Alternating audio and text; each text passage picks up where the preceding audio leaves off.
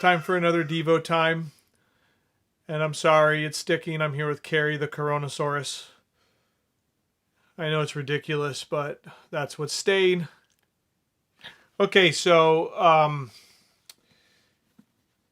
today we're going to look at the book of Habakkuk. Habakkuk is a minor prophet, and when you do a little background digging into the book of Habakkuk, it's one of those that we don't have a lot of information on.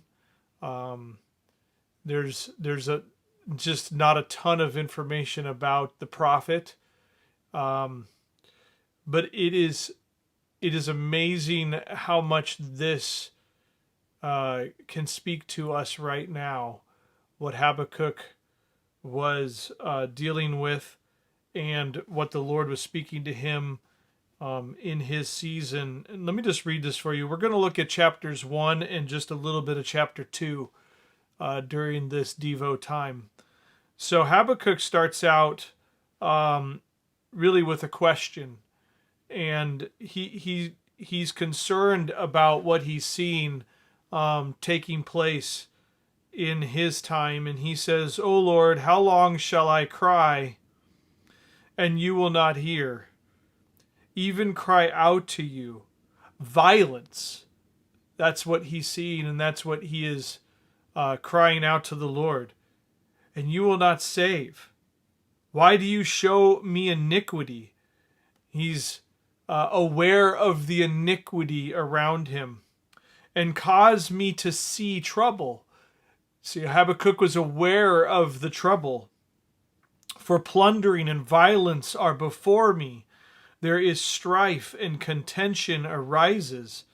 Therefore the law is powerless." Not that the law isn't good, but people aren't obeying it. They're not recognizing that it's right, and they're not obeying it. "And justice never goes forth. For the wicked surround the righteous. Therefore perverse judgment proceeds." I think that this is something that a lot of people can relate to regarding our own world. There has been violence and injustice taking place as innocence has been affected. We're calling what is good evil all over this country and all over this world. We are a violent and evil world, and this is the cry of everyone that loves righteousness and holiness. We can relate to the words of Habakkuk, and I think that this speaks to our day and age very clearly. And here's the words of the Lord in response. He says to Habakkuk, "Look among the nations." This is verse 5. It says the Lord's reply in my Bible, the footnote, and this is the reply. "Look among the nations and watch. Be utterly astounded.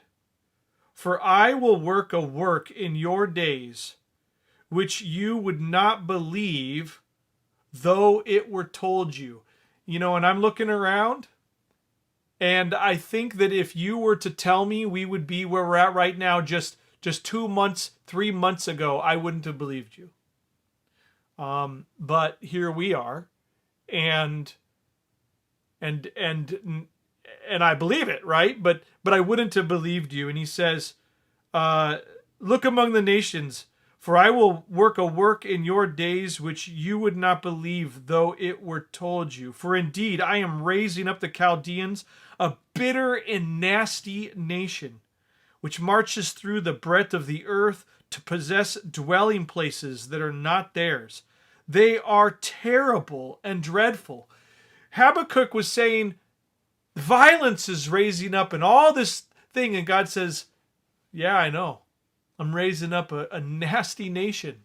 I'm raising up a terrible, dreadful people. Their judgment and their dignity proceed from themselves. Their horses also are swifter than leopards, and are more fierce than evening wolves. Their chargers charge ahead. Their cavalry comes from afar. They fly as the eagle that hastens to eat. They're terrible, Habakkuk. They're terrible. They all come for violence. Their faces are set like the east wind. They gather captives like sand. They scoff at kings. They scoff at kings. They don't even care. And princes are scorned by them. They deride every stronghold. This is, by the way, the time of the writing of Habakkuk was when Nebuchadnezzar was coming to power and Babylon was rising. They deride every stronghold, for they heap up earthen mounds and seize it. Then his mind changes and he transgresses. He commits offense, ascribing this power to his God. This is God's response. He says, I'm going to do a work that you couldn't imagine. I'm rising. I'm letting this kingdom rise up. I'm raising up this kingdom, and they're going to come in and they're going to exact judgment. Here's the prophet's second question. Starting in verse 13 of chapter 1, he says, Are you not from everlasting, O Lord my God, my Holy One? We shall not die? O Lord, you have appointed them for judgment? O Rock, you have marked them for correction? How could you send this? You are of purer eyes than to behold evil, and cannot look on wickedness. Why do you look on those who deal treacherously, and hold your tongue when the wicked devours a person more righteous than he? Oh, it changes tune. Wait a second, we're better than them.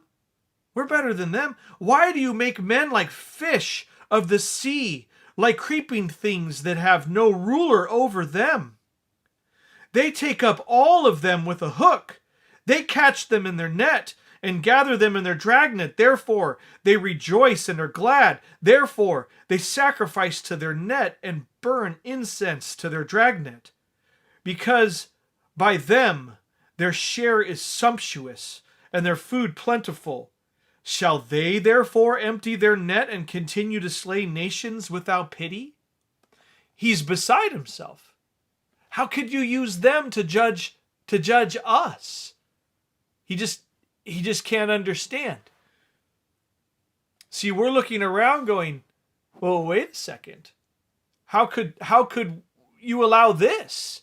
How could this be what you're doing? Then he says, starting in chapter 2, verse 1, I will stand my watch and set myself on the rampart and watch to see what he will say to me and what I will answer. I love this. When I am corrected. See, Habakkuk, he realized that he was questioning God. The bottom line is like, I don't understand. I don't understand. And that's actually a really good place to be, isn't it? Looking around going, I know that you are these things. You are from everlasting, the Holy One. You are my God. But you're going to do this? I'm kind of confused by that, but I'm going to stand here and wait for you to correct me because I obviously don't understand. So I'm going to wait for you to correct me, Lord. And then here is the Lord's answer, chapter 2, verse 2. Then the Lord answered me and said, Write the vision and make it plain on tablets, that he may run who reads it. For the vision is yet for an appointed time, but at the end it will speak, and it will not lie. Though it tarries, wait for it, because it will surely come to pass. It will not tarry. And listen to this. Behold the proud. His soul is not upright in him. But the just shall live by faith. Listen.